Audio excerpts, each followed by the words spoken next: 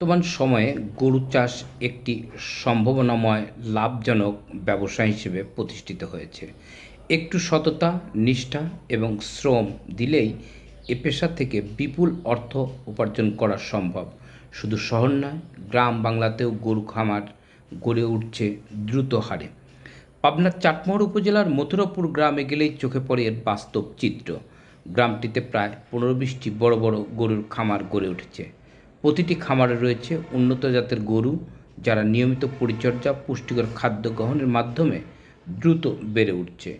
এই খামারগুলো থেকে স্থানীয় চাহিদা পূরণের পাশাপাশি দেশের বিভিন্ন অঞ্চলের ব্যবসায়ীরা আসেন গরু কিনতে।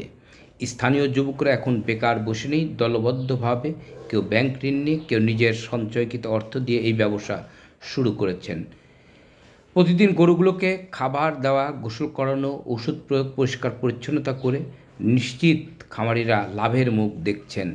এদের পৃষ্ঠপোষকতা আরও বেশি প্রয়োজন বলে মনে করেন।